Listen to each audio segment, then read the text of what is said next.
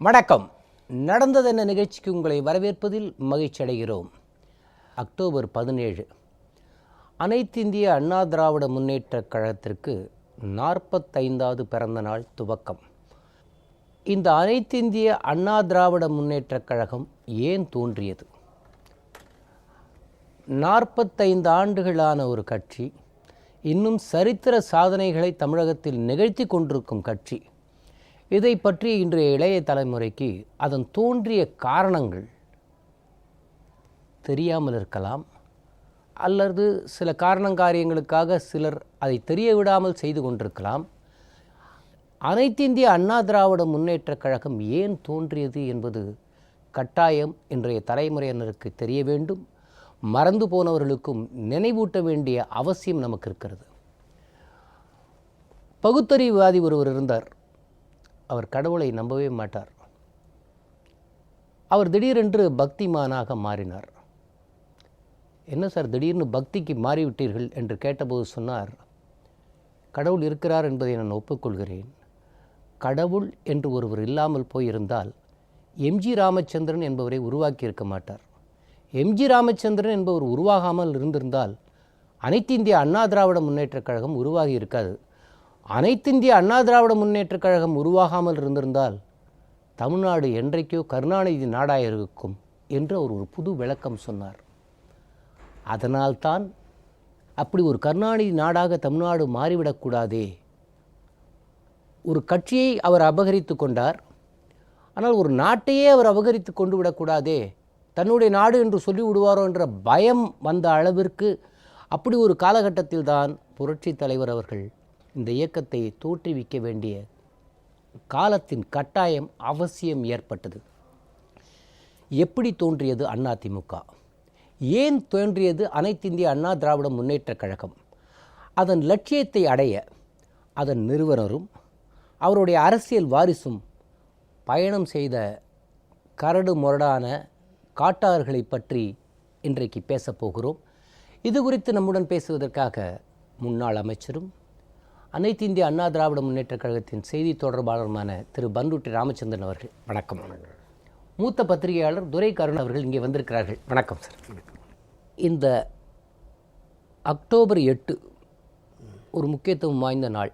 1972 October 8 அன்று தான் காலையில் திருக்கழுங்குன்றத்திலும் மாலை லாயிட்ஸ் ரோடிலும் கணக்கு கேட்டார். திராவிட முன்னேற்றக் கழகத்தில் இருக்கிற சட்டமன்ற, நாடாளுமன்ற, மாவட்ட, வட்ட, பகுதி செயலாளர்களெல்லாம் எப்படி பணம் சம்பாதித்தீர்கள், உங்கள் உறவினர்கள் பேரில் எவ்வளவு சம்பாதித்து வைத்திருக்கிறீர்கள் என்ற முதல் கேள்வியை முன்வைத்தார் புரட்சி தலைவர் அவர்கள். அப்பொழுது எழுதிய பத்திரிகைகள் எல்லாம் நீண்டகால நண்பர்களாக இருந்த கருணாநிதிக்கும் எம்ஜிஆருக்கும் பிளவு வந்து விட்டது என்று பதிவு செய்திருக்கிறார்கள். ஆனால் உண்மையில் 69இல் கருணாநிதி அவர்கள் முதல்வராவதற்கும் திமுகவின் தலைவராவதற்கும் உறுதுணையாக இருந்தவர் புரட்சி தலைவர் அவர்கள். பிறகு எப்பொழுது உண்மையான விரிசல் ஆரம்பமானது? அனைத்து இந்திய அண்ணா திராவிட முன்னேற்ற கழகத்தினுடைய வரலாறு என்பது நீங்கள் குறிப்பிட்டது போல 44 ஆண்டுகளை முடிந்து 45வது ஆண்டில் அடியெடுத்து வைக்கிறது. 1972 முதல் 1987 வரையிலும் புரட்சித் தலைவர் எம்ஜிஆர் அவர்கள் இதனுடைய நிறுவனத் தலைவராக இருந்து கட்சியை வழிநடத்தினார்கள். 1988 ஜனவரி தொடங்கி இன்றைய தினம் வரை 2016ஆம் ஆண்டு வரையிலும் ஏறத்தாழ ஒரு 19 ஆண்டுகளுக்கு மேலாக அதிமுகவினுடைய நிரந்தர பொதுச் செயலாளராக முதலமைச்சர் அம்மா அவர்கள் இருந்து இந்த கட்சியை வழிநடத்தி வளர்த்தெடுத்து வருகிறார்கள். இந்த 44 ஆண்டுகளாக பல்வேறு சோதனைகளை, இன்னல்களை, இடர்பாடுகளை இந்த கட்சியும் இந்த கட்சியின் தலைமையும் சந்தித்திருக்கிறது என்பது வரலாற்று பதிவுகள். ஏறத்தாழ 1965 நான் நூலகம் சென்ற நாள் முதல் இந்த திராவிட இயக்கத்தின் ஒரு ஆய்வு மாணவனாகவே இருந்து பார்த்து வருகிறேன். 65ஆம் ஆண்டுகளில் நான் சென்ற பொழுது நூலகத்திற்குள்ளே நம் நாடு, முரசொலி, குடியரசு இது போன்ற பத்திரிகைகள் தான் படிக்கிறதுக்கு தொடங்குவேன். அதேபோல் மன்றம், திருவிளக்கு போன்ற இதழ்களையும் புரட்சித் தலைவருடைய சமநீதி போன்ற பத்திரிகைகளையும் தான் படிச்சுட்டு வரேன். 1971 இந்த திராவிட அரசியலை ஒரு பதிவாகவே கொண்டு வருவதற்கான ஒரு முயற்சியிலும் ஈடுபட்டு வருகிறேன். அந்த வகையில் 1971ஆம் ஆண்டு ஒரு தேர்தல் வருகிறது. அன்றைய தினம் 69 காங்கிரஸில் பிளவு ஏற்படுகிறது. அந்த பிளவை தனக்கு சாதகமாக்கி கொண்டு அப்பொழுது இந்திரா காங்கிரஸுக்கு இங்கு அடித்தளமே இல்லை. பெருந்தலைவர் காமராஜர் ஸ்தாபன காங்கிரஸ் தான் இருந்தது. ஆனால் சாமர்த்தியமாக இந்திரா காந்தியோடு ஒரு உடன்பாட்டை வைத்துக்கொண்டு அதிகபட்ச இடங்களில் போட்டியிட்டு அன்றைய தினம் ஒரு 184 இடங்களில் திமுக தலைவர் திரு கருணாநிதி வெற்றி பெறுகிறார். அவ்வளவு அதிகபட்ச இடங்கள் கிடைப்பதற்கு புரட்சித் தலைவர் எம்ஜிஆருடைய உழைப்பும் அவருடைய தேர்தல் பிரச்சாரமும் பெருமளவு பலமாக இருந்தது என்பதும் அந்த தேர்தலில் தானே சட்டமன்றத்தில் காங்கிரஸுக்கு ஒரு இடம் கூட இல்லாமல் நாடாளுமன்றத்தில் மட்டும் இடம் கொடுத்த தேர்தல். அதன் தேர்தலாம் அந்த 184 இடங்கள் கிடைத்த உடனே திமுக தலைவர் திரு கருணாநிதி அவர்களுக்கு எல்லாம் நானே என்கிற ஒரு மனோபாவம் உருவாகிவிட்டது. அண்ணாவின் தம்பிகள் அனைவருமே அப்போதே அதை உணரத் தொடங்கினார்கள். இவர் திசை மாறி செல்லுகிறார் என்கிற ஒரு மனோபாவம் அப்பொழுதே எல்லோரும் மனதிலுமே ஏற்பட்டது. அதன் பிறகு கொஞ்சம் கொஞ்சமாக கட்சியில் தன்னை விடவும் செல்வாக்கான ஒரு மனிதர் இருக்கிறார், இவர் இருக்கக்கூடாது என்று அவருடைய மனோபாவம் எப்படிப்பட்டது என்பதை கவியரசு கண்ணதாசன் அவர்கள் சொல்லியிருந்தார். அவர் திருமண வீட்டுக்கு சென்றால் மணமகனாக இருக்க விருப்பப்படுவார், துக்க வீட்டிற்கு சென்றால் அங்கே பிறமாக இருக்க விருப்பப்படுவார் என்று ஒரு பதிவை செய்திருந்தார். அதுதான் அவருடைய மனோபாவம். கட்சியில் நானே எல்லாம், என்னை விட ஒரு பெரியவர் இருப்பதா, செல்வாக்குடையவர் இருப்பதா என்கிற மனோபாவம் அப்பொழுதுதான் உருவாகிறது. அதனுடைய விளைவு தன்னுடைய பையன் முத்துவை திரைத்துறைக்கு கொண்டு வருகிறான். கொண்டு வந்து எம்ஜிஆர் போலவே வேடமணிந்து அதே போல் காட்சி அமைப்புகள் எல்லாம் அதே போல் இருந்து அந்த மக்களை ஈர்ப்பதற்கான ஒரு வழிமுறையை கையாளுகிறார்கள். அது எடுபடவில்லை என்பது வேறு. ஆனால் அந்த காலகட்டங்களில் தமிழகம் முழுவதும் இருக்கிற எம்ஜிஆர் மன்றங்களை எல்லாம் முத்து பெயரில் மன்றங்களாக மாற்றுங்கள் என்று மாவட்ட செயலாளர் ரகசிய உத்தரவு போகிறது. கட்சியிலையும் கட்சி நிர்வாக மட்டத்திலையும் அந்த தொண்டர்கள் மத்தியிலும் மிக செல்வாக்கு மிக்க தலைவராக எம்ஜிஆர் உயர்ந்து வருவது அவருக்கு பிடிக்கலை. ஏன்னா மாநிலத்தின் முதலமைச்சராக நாம் இருக்கிறோம், கட்சியினுடைய தலைவராக இருக்கிறோம், நம்மை மிஞ்சி ஒருவர் இந்த கட்சியில் இருப்பதா என்கிற உணர்வு தான் அது மேலும் இதனுடைய விளைவு. எப்படியாவது அவரை மட்டம் தட்டணும் அப்படிங்கிற எண்ணத்தோட தன்னுடைய பையனை சொல்கிறாங்க. திமுகவினுடைய சட்டத்திட்ட விதிகளின்படி அந்த கிளை செயலாளர் கையெழுத்து போட்டால் தான் மன்றங்களே புதுசாக தொடங்க முடியும். சார்பு அமைப்புகள் மன்றங்கள் தொடங்கணும்னா அந்த கிளை செயலாளருடைய கையொப்பம் வேணும். ஆமாம் ஆமாம் ஆமாம். அப்போ புதிய மன்றங்கள் எம்ஜிஆர் பேரில் தொடர்வதற்கும் வாய்ப்பு கொடுக்கல. முத்து பேரில் தொடங்குங்க அப்படின்னு சொல்கிறாங்க. ஏற்கனவே இருந்த மன்றங்களையும் மாற்ற சொல்கிறாங்க. இப்போ இது தொடர்பாக அன்றைய தினம் புரட்சித் தலைவர் எம்ஜிஆர் அவர்களுக்கு பல்வேறு கடிதங்களும் நேரில் வந்து மன்ற தோழர்கள் மிகப்பெரிய அளவில் கோரிக்கைகள் வைக்கிறாங்க. நாங்கள் எங்களால் செயல்பட முடியல, கட்சிக்காரங்களை ரொம்பவும் இன்சல்ட் பண்ணுறாங்க அப்படின்னு சொல்கிறாங்க. பொறுமையாக இருங்க அப்படின்னு சொல்லிட்டு 1972 அக்டோபர் 1 மன்ற நிர்வாகிகள் கூட்டத்தை சென்னையில் கூட்டுறார். ஏறத்தாழ அன்றைக்கி ஒரு 600-700 பேர் தமிழகம் முழுவதிலிருந்து மாவட்ட மன்ற நிர்வாகிகள் அந்த கூட்டத்தில் பங்கேற்கிறாங்க. எந்த அளவுக்கு அவங்க வந்துட்டாங்கன்னா, தனியாக மன்றத்துக்கு ஒரு கொடியை உருவாக்கி தனியாக செயல்படுவோம் அப்படிங்கிற ஒரு மனோநிலைக்கு மன்ற நிர்வாகிகள்லாம் வந்து தலைவருக்கு ப்ரெஷர் கொடுக்குறாங்க. தலைவர் அந்த கூட்டத்தில் பேசுகிற போது சொல்கிறாரு, சேய் மன்றங்களை விட தாய்க்கழகம் முக்கியம், எனவே தாய்க்கழகத்துக்கு எதிராக நாம் எந்த செயலையும் ஈடுபடக்கூடாது, சேய் மன்றங்கள் தொடர்ந்து இருக்கணும், என்ன வந்தாலும் நான் பார்த்துக்கிறேன் அப்படின்னு சொல்லிடுறாரு. அந்த கூட்டம் முடிந்து காரில் ஏறுற போது பல நிர்வாகிகள் எப்படி எங்களை அனாதையாக விட்டுட்டு போனால் எப்படி தெரியுறேன், எங்களால் அங்கே செயல்பட முடியல, மன்றங்களை பூரா கலைக்கிறாங்க, முத்து வேலை பண்ணுறாங்கன்னு, நான் பார்த்துக்கிறேன் போங்க அப்படின்னு சொல்கிறார். அடுத்த நாளே திரு நீலமேகம் அவர் அமைப்பு செயலாளராகவோ சென்னை மாவட்ட செயலாளராகவோ திமுகவில் இருக்கிறார்னு கருதுகிறேன். நீலமேகம் அவர் ஒரு கூட்டத்தை போட்டு அனைத்து மன்றங்களும் கட்டாயமாக தலைமை கழகத்தில் பதிவு செய்ய வேண்டும், மாவட்ட தலைமை கழகத்தில் பதிவு செய்து அந்த கையில் அங்கே போகணும், புதிய மன்றங்களும் அமைப்பதற்கு இப்போ இடைக்காலமாக தடைங்கிற மாதிரி ஒரு தீர்மானத்தையே போடுறாங்க. உடனே இது நெருக்கடி முற்றுகிறது என்பதை உணர்ந்து போட்டார். அந்த காலகட்டங்களில் பொது இடங்களில் பரவலான ஒரு பேச்சுக்கள் இருக்குது.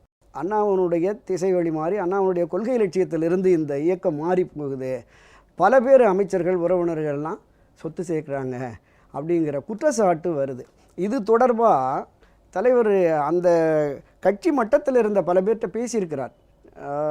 இது மாதிரியெல்லாம் குற்றச்சாட்டுகள் வருது, இது தொடர்பாக நாம் ஏதாவது பேசி ஒரு முடிவு எடுக்கணும் அப்படின்னு அதை தன்னுடைய நான் ஏன் பிறந்தேன் புத்தகத்திலேயே பதிவு பண்ணுறார். எஸ்எஸ்ஆர், டிவி நாராயணசாமி, நாவலர் உள்ளிட்ட பல பேர்கிட்ட, பாவுசன் உள்ளிட்ட பல பேர்கிட்ட நான் இது தொடர்பாக பேசியிருக்கேன். இது தொடர்பாக நாம் ஏதாவது ஒரு பேசி முடிவு எடுக்கணும். அண்ணா எந்த லட்சியத்திற்காக, எந்த நோக்கத்திற்காக கட்சி தொடங்குகிறாரோ அதிலிருந்து மாறி போகிற மாதிரியான ஒரு விமர்சனம் வருவதை நாம் அனுமதிக்கக்கூடாது அப்படின்னு சொல்லி தலைவர் அதை டிஸ்கஸ் பண்ணிக்கிட்டு இருந்திருக்காங்க. பேசி முடிவெடுப்போம் அப்படிங்கிற சூழ்நிலையில் இந்த நிலை வருகிறது. ஏன் தோன்றியது அதிமுக? மக்கள் நலனை அடிப்படையாக வைத்து திமுக இயங்க தவறிவிட்டது. அந்த சூழ்நிலையில்தான் புரட்சித் தலைவர் எம்ஜிஆர் அவர்கள் அண்ணா திமுக கழகத்தை துவக்கினார். இப்போ அவர் சொன்ன மாதிரி கருணாநிதிக்கு ஒரு இயல்பான குணம், தன்னை மிஞ்சி யார் எந்த திறமையாளர் இருந்தாலும் அவர்கள் மீது பொறாமைப்படுவார், அவர்களை இயக்கத்திலே இருந்து வெளியேற்றுவார். இது அவருடைய வரலாறு. இப்போ ஈவிகே சம்பத்திலேருந்து நீங்கள் எடுத்துக்கிட்டோன்னா, கண்ணதாசன்லேருந்து வேறு யாரும் ஒரு கைதட்டலோ பாராட்டோ பெறக்கூடாது. அந்த பொறாமை குணம் அவருக்கு இயல்பாக உண்டு. அது கடைசியில் வைகோ வரையிலும் ஆக அந்த சுபாவம் இருந்தது. ஆனால் புரட்சித் தலைவரோட இருந்தவன் என்கிற முறையில் நான் ஒன்று சொல்கிறேன். அதாவது அறிஞர் அண்ணா அவர்கள் மறைவுக்கு பிறகு கருணாநிதி முதலமைச்சர் என்று வந்தது. அது எல்லாரும் புரட்சித் தலைவர் எம்ஜிஆர் அவர்களிடத்தில் சம்மதம்தான் போய் கேட்டார்கள். அது எந்த சக்திகள் உருவாக்கினா என்பது அது நான் அப்புறம் சொல்கிறேன். அது அவர் வந்தால் கட்சிக்காரங்களுக்கெல்லாம் உதவியாக இருப்பார், நாவலர் வந்தால் அந்த மாதிரி உதவியாக இருக்க மாட்டார் அப்படின்னு சொல்லி புரட்சித் தலைவர் எம்ஜிஆரை போய் கன்வின்ஸ் பண்ணது அன்னைக்கு K.A. மதியழகன், நாஞ்சில் மனோகரன், இவங்கெல்லாம் போய் தான். இவங்கெல்லாம் ஏற்கனவே கருணாநிதிக்கு எதிர்ப்பாக இருந்தவர்கள். ஆனால் இவங்க கருணாநிதி ஆதரிக்கிறதுன்னு ஒரு முடிவு எடுத்துக்கிட்டு அதுக்கப்புறம் அவரை போய் பார்த்தாங்க. தோட்டத்தில் பார்த்து நீங்களும் அந்த மாதிரி பண்ணணும், அவர் வந்தால் தான் நல்லதுன்னு. சரி இருந்துட்டு போகட்டுன்ட்டு விட்டார் அவர், அவ்வளோதான். ஆனால் கருணாநிதி ஆட்சி எப்படி நடந்ததுன்னா மக்கள் வெறுப்பை சம்பாரிச்சிட்டாங்க. பூரா சொத்து சேர்க்கறது, லஞ்சம், ஊழல், அது இதுன்னு வெறுப்பு. இந்த 2 வருஷத்துக்குள்ள பிட்வீன் 69 and 71 ஆமாம், வெறுப்பின் உச்சகட்டம். அந்த 71லேயே இந்திரா காந்தியோடு கூட்டணி வைக்கலைன்னா அவுட் ஆகிருக்கும். அவங்க அந்த மன்னர் மானிய ஒழிப்பு, அது இதுன்னு முற்போக்கு திட்டங்கள்லாம் கொண்டு வந்ததில் ஏழை மக்கள் மத்தியில் ஒரு பிடிப்பு. எல்லாத்த விட முக்கியமானது 71 காங்கிரஸோட கூட்டணி, இந்திரா காங்கிரஸோட. அப்போது இதில் புதுச்சேரியில் பாலதண்டாயுதம், மோகன் குமாரமங்கலம் இவங்கெல்லாம் காங்கிரஸில் இருக்காங்க. புதுச்சேரியில் இடைத்தேர்தல், அரியாங்குப்பம் இடைத்தேர்தல் 71. அரியாங்குப்பம் இடைத்தேர்தலில் இவர் கருணாநிதி நமக்கு 184 இடம் வந்ததும் நம்ம தான் எல்லாம் அப்படின்னு இவர் நினச்சதுனால காங்கிரஸை பிரேக் பண்ணிட்டார். காங்கிரஸோட உடன்பாடு இல்லை, காங்கிரஸ் அங்கே போட்டியிடுது. அதெல்லாம் ஒரு 10-15 ஓட்டு தான் புதுச்சேரியில். தெருவாக புரட்சி தலைவர் எம்ஜிஆர் போய் ஓட்டு கேட்டார். அதில் தோத்துட்டோம். கருணாநிதி ஒத்துக்கலை மக்கள். அப்போவே அவருக்கு ஒரு யோசனை வந்துட்டுது, இவர் வச்சு எப்படி அரசியல் நடத்துறதுங்கிற மாதிரி. அவருக்கு அது ஒரு டேர்னிங் பாயிண்ட், திருப்புமுனை. கருணாநிதி என்ன நினச்சிக்கிட்டாரு, தான் தான் இனிமே எம்ஜிஆர் வேண்டியதில்லை, எம்ஜிஆர் அவருக்கு கைதட்டுறாங்க, வரவேற்பு இருக்குது, இதெல்லாம் அவருக்கு பிடிக்கல, அவர் ஓரங்கட்டணும்னு சொல்லி திட்டமிட்டு பண்ணுறாரு. அவர் சொன்ன மாதிரி இந்த பிள்ளை எல்லாம் கொண்டாடுறார். அதில் புரட்சி தலைவருக்கு என்ன நெருக்கடி வந்தது அப்படின்னா, அவரை வச்சு யாராவது படம் எடுக்கிறாங்கன்னு வைங்க, ஃபைனான்சியர்ஸ், அவங்களையும் கூப்பிட்டு கருணாநிதி பணம் கொடுக்காத அப்படிங்கிறார். சுந்தர்லால் நகாத்தா அப்போது ஃபிலிம் ஃபைனான்சியர். ஆகவே புரட்சி தலைவர் எம்ஜிஆரை ஓரங்கட்டுறது மட்டுமல்ல, அவருடைய வாழ்க்கையே கேள்விக்குறியாகிட்டார் கருணாநிதி. அதில் தான் அவர் சரி, இவர் அரசியல் நடத்துகிறாரு, கட்சி தலைவராக இருக்கார், முதல் மந்திரியாக இருக்கார், இருந்துட்டு போகட்டும், நடிக்கிறதுக்கு கூட அவருக்கு ஒரு வாய்ப்பு இல்லை அப்படின்னா அவரே சொன்னது இது. அவர் நம்பி எவ்வளவோ குடும்பங்கள் இருக்குது, அவங்களெல்லாம் எப்படி காப்பாற்றுறது, அவர் எப்படி வாழ்க்கையை நடத்துறது. ஆகவே அவருடைய வாழ்க்கையை கேள்விக்குறியாக்கினார். அதே சூழ்நிலையில் திமுகவினுடைய மக்கள் மத்தியில் ரொம்ப கெட்ட பேர். கருணாநிதியை சொன்னால் யாருக்குமே ஏற்றுக்கலை. அதுதான் அதனுடைய விளைவு. அவர் இந்த கட்சியை ஒன்று சரி பண்ணணும். அறிஞர் அண்ணா அவர்கள் இருந்திருந்தால் எப்படி இந்த கட்சி ஏழை எளிய மக்களுக்கு பயன்பட்டுருக்குமோ அந்த மாதிரி வரணும். அதற்கான வாய்ப்பு கருணாநிதி இருக்கிறவர்களும் கிடைக்காது. ஆகவே அவர் கருணாநிதியை எதிர்க்க வேண்டிய சூழ்நிலை தனிப்பட்ட தன்னுடைய சூழ்நிலை மட்டுமல்ல, மக்களுக்கு ஏதாவது செய்யணும், இந்த மக்கள் நம்மளை நம்பி இருக்காங்க அப்படின்னு நினைக்கிற பொழுது அதுக்கும் ஒரு வாய்ப்பு இல்லை. புரட்சித் தலைவர் எம்ஜிஆர் இதில் ஒரு நெருக்கடிக்கு ஆளாகுது. அரசியலேயே நெருக்கடி, தன்னுடைய சொந்த வாழ்க்கையிலேயே நெருக்கடி வரும்பொழுது சரி இனிமேல் நாம் சும்மா இருக்கிறது சரியில்லை. அவரை நம்பியிருக்கிற ரசிகர்களுக்கும் ஆமாம், உங்களுக்கு எதுக்காக இந்த இயக்கத்தை ஆரம்பித்தாங்க அறிஞர் அண்ணாவோ, சாதாரண மக்கள் பாமர மக்கள் மேலே வரணும்னு தானே. அதுக்கே வழி இல்லாத பிறகு அப்புறம் அந்த இயக்கம் இருந்து என்ன பிரயோஜனம்? அதுதான் அவருக்கு மெயினாக. இப்போ என்னைக்கு நம்மளை மக்கள் கைவிட்டுருவாங்களோங்கிற அந்த அச்சம் வந்த பிறகு தான் அவர் என்ன சொன்னார், யார் யார் ஊழல் பண்ணானோ அவன் கணக்கெல்லாம் எடுத்து அவங்களெல்லாம் வெளியே அனுப்புங்க, அப்போ தான் மக்கள் நம்ம மீது மீண்டும் நல்லெண்ணத்தை வைப்பார்கள் அப்படின்னு ஆரம்பித்தார். அதுதான் அவர் திட்டமிட்டு தான் திருக்கழுக்குன்றத்தில் பேசினார். இப்போ இந்த திருக்கழுக்குன்றத்தில் அக்டோபர் 8 அதற்கப்புறம் 9ஆம் தேதியே பார்த்தால் நாவலர் அவருக்கு ஒரு கடிதம் எழுதுகிறார். விளக்க கடிதம் எழுதி, நீங்கள் இப்படியெல்லாம் பொது மேடையில் பேசுகிறீர்கள், இதற்கு நீங்கள் 15 நாளுக்குள் விளக்கம் அளிக்க வேண்டும், விளக்கம் அளிக்கும் வரை தங்கள் அடிப்படை பொறுப்பிலிருந்து தற்காலிக நீக்கம் செய்கிறேன் அப்படின்னு சொல்கிறார். அப்பொழுது புரட்சித் தலைவர் சொல்லும்பொழுது அவருக்கே ஏகப்பட்ட ஊழல் புகார்கள் வந்து விட்டதா? எப்படி இருந்தது? இந்த சம்பவங்களை பொறுத்தளவில் அக்டோபர் 8ஆம் தேதி காலை திருக்கழுக்குன்றம், அன்று இரவே Lloyds Colony, Chennai Lloyds Colony, Ayiravilakku தொகுதி லாய்ட்ஸ் காலனியில். ஆமாம், அதில் மதியழகன், கே கிருஷ்ணசாமி, நாஞ்சில் மனோகரன் போன்ற முன்னணி தலைவர்கள் பங்கேற்ற ஒரு பொதுக்கூட்டத்திலையும் அதே கருத்தை இன்னும் கொஞ்சம் ஆழமாக வலியுறுத்தி புரட்சித்தலைவர் எம்ஜிஆர் அவர்கள் பேசுகிறாங்க. அப்போ அன்றைய முதலமைச்சராக இருந்த திரு கருணாநிதி அவர்கள் மதுரையில் ஏதோ ஒரு நிகழ்வுக்காக இங்கேருந்து அவருக்கு போகுது. இந்த தகவல் அங்கே கிடைச்ச உடனே செய்தியாளர்கள் அவரை கேட்குறாங்க, இது மாதிரி உங்கள் கட்சியினுடைய பொருளாளர் எம்ஜிஆர் பொது மேடையில் இந்த மாதிரி கேட்டிருக்காரு, கணக்கு கேட்டிருக்காருன்னு. இது தொடர்பாக 12ஆம் தேதி எங்களுடைய கட்சியின் உயர்நிலைக்குழு செயற்குழு பொதுக்குழு கூட்டங்கள்லாம் நாங்கள் நடத்துகிறோம், அதில் முடிவெடுப்போம் அப்படின்னு சொல்லிட்டு வந்துடுறார். 9ஆம் தேதி இரவே இங்கே ஒரு ரகசிய கூட்டம் போட்டு நிர்வாகிகளோட மறுநாள் காலையில் எல்லாரையும் மாவட்ட செயலெல்லாம் வர சொல்லி தந்தி கொடுத்து 10ஆம் தேதி காலையில் முடிவெடுத்துடுறாங்க. 12ஆம் தேதி செயற்குழு பொதுக்குழுவில் முடிவெடுக்கப்படும் என்று அறிவித்த திரு கருணாநிதி அவர்கள் 9ஆம் தேதி இரவே தன்னுடைய ஆதரவாளர்களை அழைத்து பேசி அன்றைக்கே கடிதம் அனுப்பப்பட்டு விட்டது. ஆமாம், அக்டோபர் 10ஆம் தேதி அவருக்கு சஸ்பெண்ட் பண்ணி விலக கடிதம் 15 நாட்களுக்குள்ளே வரணும்னு. அப்போ தலைவர் எம்ஜிஆர் அவர்கள் என்ன சொல்கிறாங்க, நான் எந்த தவறும் பண்ணலை, நான் பொதுமேடையில் தெரிவித்த கருத்தை பொதுக்குழுவிலையும் தெரிவித்து அதை தீர்மானமாக போடுறதா தான் இருந்தேன். அங்கே தீர்மானத்துக்கு மதிப்பில்லை அப்படின்னு சொன்னால் மறுபடியும் பொதுமக்கள்கிட்ட வரணும் அப்படின்னு கருத்தை சொன்னேன், இதில் எந்தவித தவறும் இல்லை அப்படிங்கிறாரு. அவங்க 15 நாளுங்கிறத 1 மாதம் நாங்கள் காலக்கெடு நீட்டித்தாங்க. ஆனால் அவர் அதில் உறுதியாக இருந்துட்டார். இந்த அக்டோபர் 10ஆம் தேதி இவர் தற்காலிக நீக்கம் செய்யப்பட்டிருக்கிறார் தகவல் தெரிஞ்சு அந்த 10ஆம் தேதி முதல் 17ஆம் தேதி முதல் தமிழ்நாடு முழுவதும் ஒரு பெரும் கொந்தளிப்பு. எல்லா தரப்பு மக்களும், அபிமானிகளும், ரசிகர்களும் ஆர்ப்பாட்டம், போராட்டம், வன்முறையற்ற ஒரு போராட்டம், ஆர்ப்பாட்டங்களாக தான் அது இருந்தது. நீங்கள் அன்றைய காலகட்டங்களில் பார்த்துருந்தீங்கன்னா ஒரு வாகனம் கூட எம்ஜிஆர் படம் ஓட்டாமல் போக முடியாது, அந்தளவுக்கு நிலைமைகள் இருந்தது. அவர் கட்சி தொடங்கலாமா வேண்டாமாங்கிறத தன்னுடைய மூத்த சகாக்களோட மன்ற நிர்வாகிகளோட பேசுகிற போது பல பேர் வேண்டான்னு தான் சொல்லியிருக்காங்க. ஏன்னா கருணாநிதியினுடைய எண்ணம், அவருடைய போக்கு தெரியும், அவருடைய பவர் என்னங்கிறது தெரியும். ஆட்சி அதிகாரத்தில் இருக்கிறாரு, கட்சியில் எல்லா மட்டத்திலையும் உயர்நிலைக்குழு, செயற்குழு, பொதுக்குழு, நாடாளுமன்றம், சட்டமன்றம் எல்லா இடத்துலையும் அவருடைய ஆட்கள் நீக்கமர நிறைஞ்சிருக்கிறாங்க.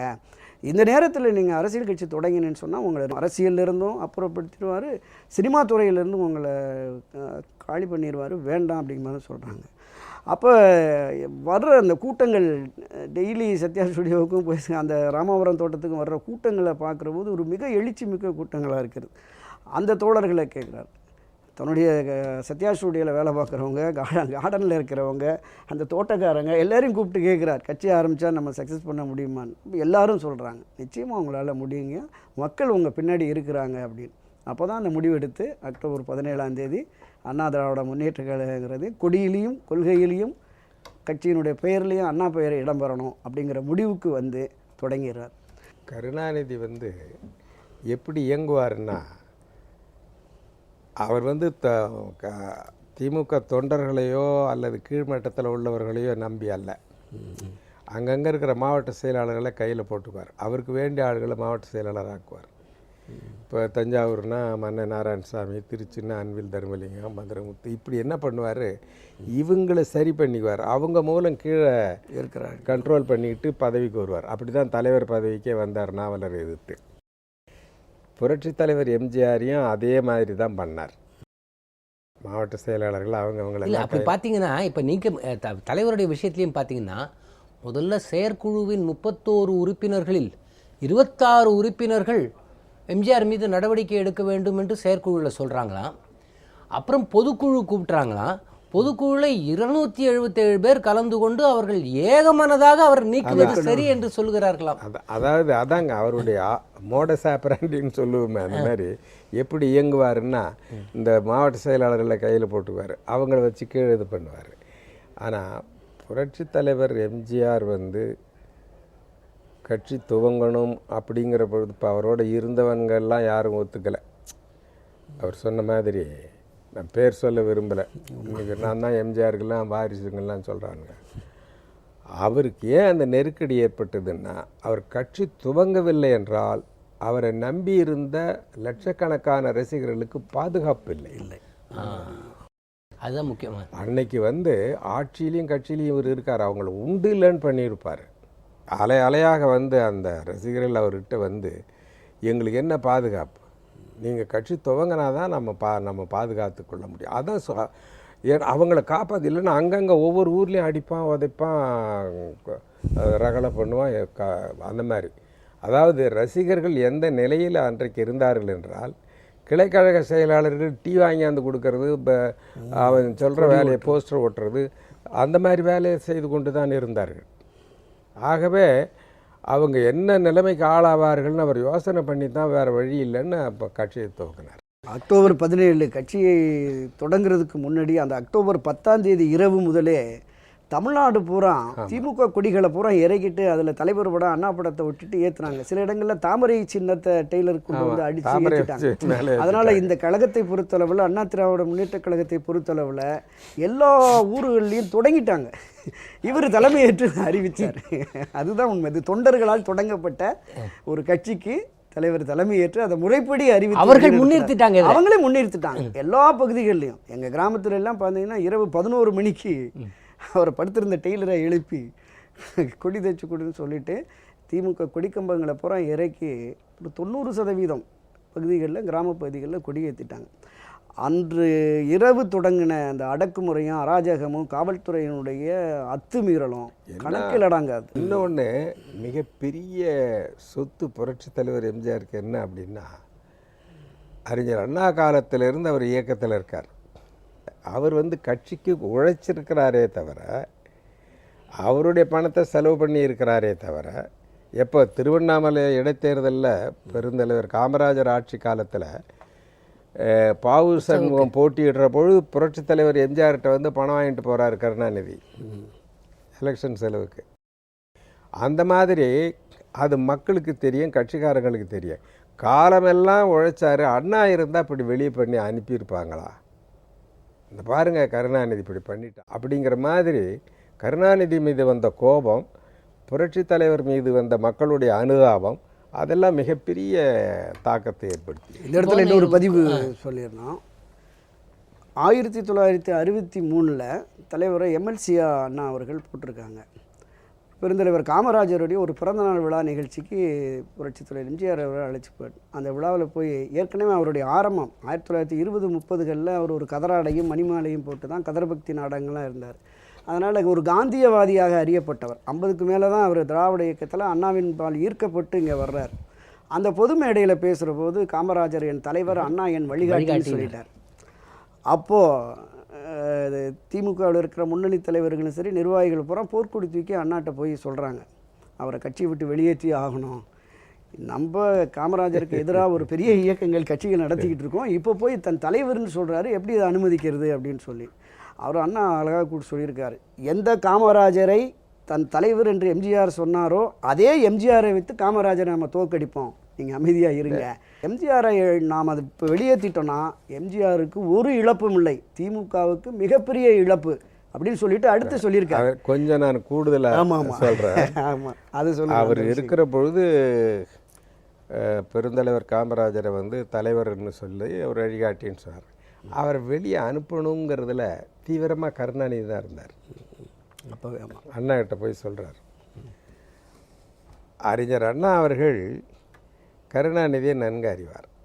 இப்போ புரட்சி தலைவர் எம்ஜிஆர் அனுப்பிச்சிட்டு சிவாஜியை சேர்த்துக்கிடலாம் அப்படிங்கிற மாதிரி ஒரு மைண்டு கருணாநிதிக்கு.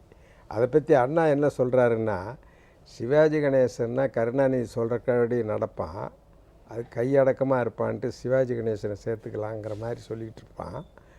புரட்சி தலைவர் எம்ஜிஆர் வந்து இவனுக்கு கட்டுப்பட மாட்டார், அதனால் இவர் வெளியே அனுப்பிடணும்னு நினைக்கிறான் அப்படின்னு. அப்பொழுது புரட்சி தலைவர் எம்ஜிஆர் ரொம்ப அருமையான விளக்கம் ஒன்று கொடுத்தாரு. தலைவர்கள் வரலாம் போகலாம், ஆனால் வழிகாட்டி என்றைக்கும் ஒருவர் தான். காமராஜர் தலைவர், இன்னைக்கு மக்களால் ஏற்றுக்கொள்ளப்பட்ட முதலமைச்சர் தலைவர். ஆக இன்னைக்கு ஒரு தலைவர் இருக்கலாம், நாளைக்கு ஒரு தலைவர் இருக்கலாம், ஆனால் வழிகாட்டி அறிஞர் அண்ணா தான்னாரு. தெளிவாயிட்டுதே. அதாவது அப்போ இன்னொன்று பார்த்தீங்கன்னா, இந்த மாதிரி எம்ஜிஆர் அவர்கள் இப்படி சொல்லுகிறாரே அப்படின்னு சொன்னபோது, பிடிவாதமாக இருக்கிறாரே என்று சொன்னபோது உடனே கருணாநிதி அன்னைக்கு என்ன சொன்னார், அவரை நான் மந்திரி ஆக்கவில்லை என்று கோபத்தில் சொல்லுகிறேன் என்னாரே, அதில் ஏதாவது உண்மை இருக்கிறதா? அதாவது 1971 மந்திரி சபை அமைக்கிற பொழுது புரட்சி தலைவர் எம்ஜிஆருக்கு அந்த செய்தி, சுற்றுலாத்துறை, சினிமா இந்த மந்திரி பதவி கொடுக்கணுங்கிற மாதிரி ஒரு டாக் வந்தது. அப்போது மாதவன் சட்ட மந்திரி அவர் நடிக்க முடியாது, மந்திரி ஆனால் நடிக்க முடியாது அப்படின்னு. புரட்சி தலைவர் எம்ஜிஆர் சொன்னார், நான் நடிக்கிறத நிறுத்த முடியாது அப்படின்னு சொல்லிட்டாரு. அப்படின்னா நீங்கள் அமைச்சராக இருக்கிறது கஷ்டம்னது சரின்னு விட்டார். அவ்வளோதான் நடந்தது. 67 அண்ணா தலைமையிலான அமைச்சரவை அமைக்கிற போதும் கூட எம்ஜிஆருக்கு அமைச்சரவையில் வாய்ப்பு கொடுப்பாருங்கிற மாதிரி ஊடகங்களில் ஒரு தகவல்கள் வந்துட்டு இருந்திருக்கு. அவர் கைவசம் ஒரு ஆண்டுக்கு 10 படம் 12 படம் புக் பண்ணி நடிச்சுக்கிட்டு இருந்த நேரம். அதனால் அவர் ஏற்க மறுத்ததுனால தான் பேரறிஞர் அண்ணா அவருக்கு அமைச்சருக்கு இணையான சிறுசேமிப்புத்துறை துணைத் தலைவர் பதவி அதை அவரே பதிவு பண்ணார். இன்னொரு விஷயம் என்னன்னு கேட்டிங்கன்னா, தலைவர் மருத்துவமனையில் இருக்காங்க. புரட்சித் தலைவர் எம்ஜிஆர் நான் ஏன் பிறந்தேனுடைய அவருடைய வரலாற்று பதிவில் எழுதியிருக்கிறார். நான் மருத்துவமனையிலே படுத்திருந்தேன், இரா செழியன் என்னை பார்க்க வந்தார். அவர் பையிலே இருந்து ஒரு துண்டு சீட்டை எடுத்து, அண்ணா இது உங்களிடம் பார்த்து கொடுத்து வர சொன்னார் என்கிறார். அதில் நான் பார்க்குறேன், அமைச்சரவை பட்டியல்கள் இருக்கிறது. நான் அதிர்ந்து போனேன். ஒரு சாதாரண தொண்டனான என்னிடம் எவ்வளவு பெரிய தலைவர் அண்ணா, அவர் கொண்டு வந்து அதில் ஒரே ஒரு பெயரை மட்டும் ஒரு பெயரை சொல்ல முடியாது. அதில் அதில் ஒரு பெயரை பார்த்த உடனே நான் கோபத்தின் உச்சிக்கே போயிட்டேன்.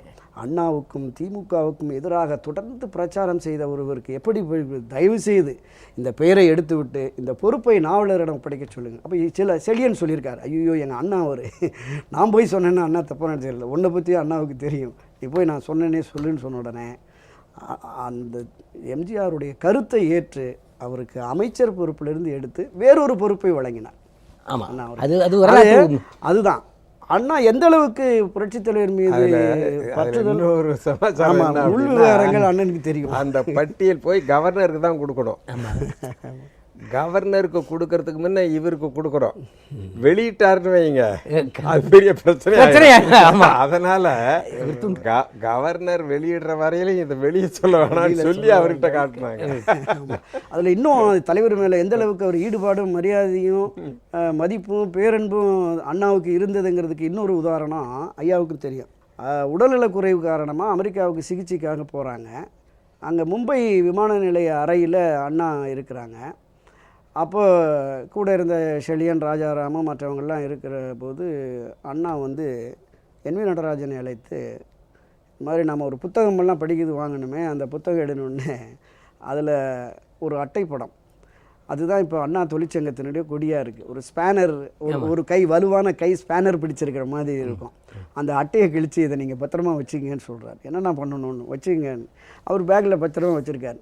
வச்ச அடுத்த வினாடியே கொஞ்ச நேரத்தில் நான் நெடுஞ்செழியன் அவர்களும் திரு கருணாநிதியும் வருவாங்க. உடனே எம்ஜிஆர் அந்த அட்டையை கொடுங்கன்னு சொல்லிவிட்டு அவங்க 2 பேர்ட்டையும் காமிச்சு இதை எம்ஜிஆர்கிட்ட கொடுத்துருக்கேன் அப்படின்னு சொல்கிறார். அப்போ திரு கருணாநிதி கேட்டாங்களாம், என்ன நான் எதுவும் போஸ்டர் அடிக்கணுமா? இல்லை அவர்கிட்ட பத்திரமா வச்சுக்க சொல்லியிருக்கேன் அப்படிங்கிறார். இந்த திமுக என்கிற வண்டி என்னைக்காவது ஒரு மக்கர் பண்ணி இடையூறு செஞ்சதுன்னா அதை சரிப்படுத்துவதற்கான ஸ்பேனர் பிடிச்ச கை எம்ஜிஆர் தான் இல்லை அப்படிங்கிறத உணர்த்தது விதமாக தான் அது. நீங்கள் அந்த புக்கு டைட்டில் என்ன தெரியுமா? சொல்லுங்க. Adversary in the house. அந்த புக்கு அட்வர்சரி இந்த ஹவுஸ். ஆமா, வீட்டுக்குள் விரோதி. வீட்டிற்குள் அது கீழே தான் அந்த இது இருக்கும், அந்த spanner. Adversary in the house அதைத்தான் கொடுத்தாரு அவர். நீங்க அவருடைய மருத்துவ செலவே புரட்சி தலைவர் எம்ஜிஆர் தான் கட்டணும்னு சொல்லிட்டாரு. அங்க சிலை மவுண்ட் ரோட்ல வச்சிருக்கிறாங்க. அந்த சிலையினுடைய முழு செலவும் கவர்மெண்ட்ல இருந்து செய்யறேன்னாங்க. முடியாது, எம்ஜிஆர் கொடுக்கட்டும்னு சொல்லிட்டாரு. கல்யாண சுந்தரம் அவர்களும் புரட்சி தலைவர் அவர்களும் ஊழல் பட்டியலை ஆளுநரிடம் கொடுக்கிறார்கள், கே ஷாவிடம். கே ஷா நீங்கள் ஜனாதிபதியிடம் கொடுங்கள் என்றவுடன் நவம்பர் 7ஆம் தேதி போய் ஜனாதிபதியிடம் கொடுக்கிறார்கள்.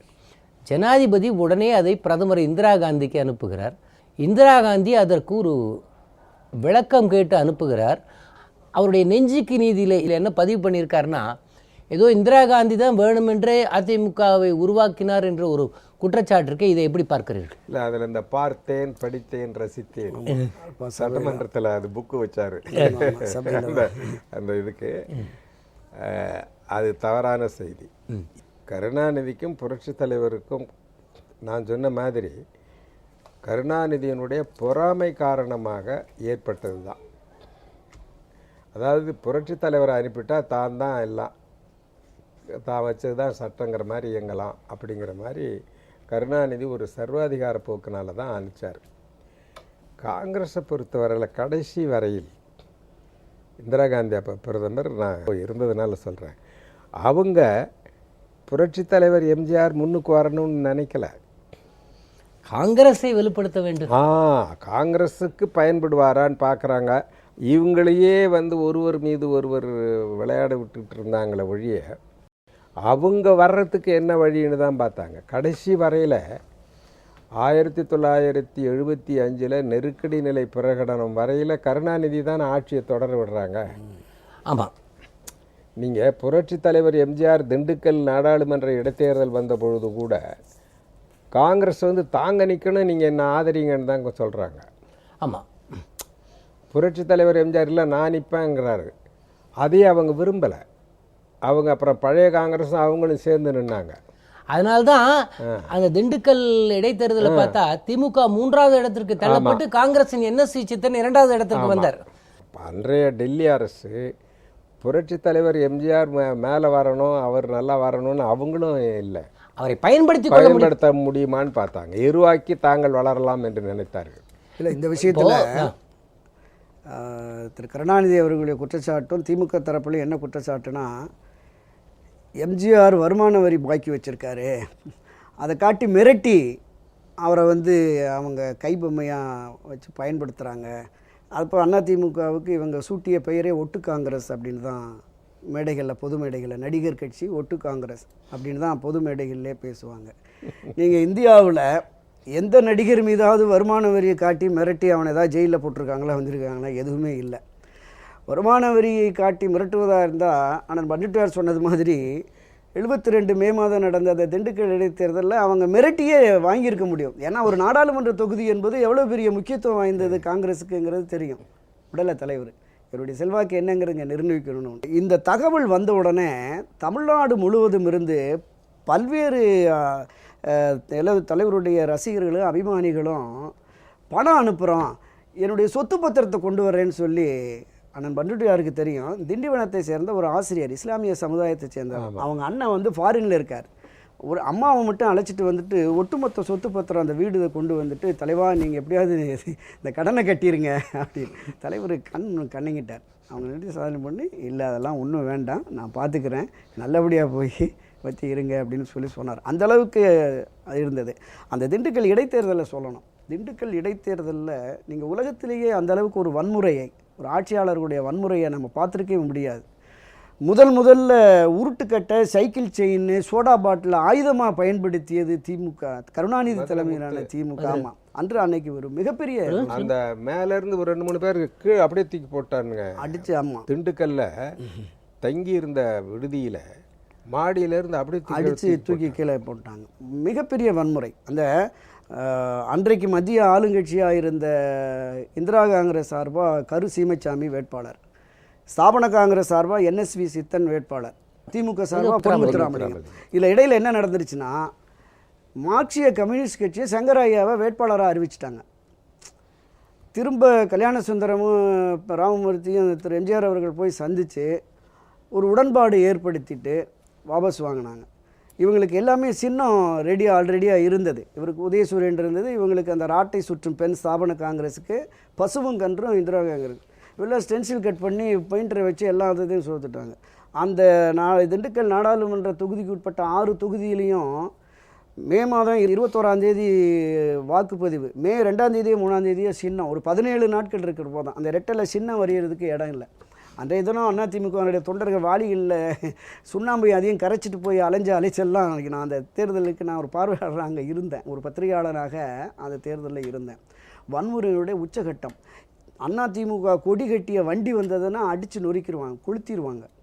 மிகப்பெரிய அளவில் வன்முறை இருந்து அன்றைய தினம் அந்த திண்டுக்கல் நகர செயலாளர் ON சிவஞானம்னு திமுக நகர செயலாளர், அவர் மதுரை முத்து கூட சேர்ந்துக்கிட்டு மிகப்பெரிய அளவில் ஒரு குரூப்பை கொடுத்தாங்க. இன்னொரு தகவலும் சொல்கிறேன், மதுரை, வேலூர், பாளையங்கோட்டையிலிருந்து ஆயுள் கைதிகளை பரோலில் எடுத்துகிட்டு வந்து அவங்களுக்கு ஆளுக்கு ஒரு ஜீப்பு கொடுத்து ஆப்ட்ராயரும் பனியனும் போட்டு அவங்க இதில் பெரிய பெரிய சரளை கற்கள், சோடா பாட்டிலு, அதோட திண்டுக்கல்னுடைய இடைத்தேர்தல் பொறுப்பாளராக திரு ST சோமசுந்தரம் அவர்கள் இருந்தாங்க, நகர பொறுப்பாளராக திரு JPR அவர்கள் இருந்தாங்க. அந்த அவர் தங்கி இருந்த அண்ணன் சொன்ன தகவல் அதுதான். கார்னர் லாட்ஜுன்னு ஒரு லாட்ஜ், அதில் உள்ளே புகுந்து அடித்து மேலே இருந்த கட்சிக்காரங்களை தூக்கி முதல் மாடியிலிருந்து கீழே போட்டாங்க. பக்கத்தில் பிரச்சாரத்துக்கு வந்தது, கோச்சடைன்னு மதுரை பக்கம் இருக்கிற ஒரு கிராமத்திலிருந்து கோச்சடை எம்ஜிஆர் மன்றம்னு சொல்லி போட்டு ஒரு லாரி வந்தது. அந்த லாரியில் இருந்த மைக் செட் எல்லாத்தையும் அடித்து நொறுக்கி பயங்கரமாக ரகலை பண்ணிவிட்டு வெறும் 4 பேர் அந்த லாரியில் நூற்றுக்கணக்கானவர் இருக்கிறாங்க. ஆனால் இவங்க கையில் போகிறான் சோடா பாட்டில், கத்தி, சைக்கிள் செயின் தான். அங்கேருந்து ஒரு 100 மீட்டர் தூரத்தில் இந்த நகர ஆஃபீஸ் இருக்குது, அதுக்கு முன்னாடி ஒரு லாரி இருக்குது. அங்கே வந்து விளாத்திக்குளத்திலிருந்து வந்த அமைப்பாளர் யாக்கோபு ரெட்டியார்னு பேர், அவர் அந்த லாரியில் உட்காந்துருக்காரு. அந்த லாரியில் இருந்தவரை எல்லாரும் தப்பிச்சு ஓடிட்டாங்க, இவர் இறங்க முடியல, வெட்டிட்டாங்க, காலை வெட்டிட்டாங்க.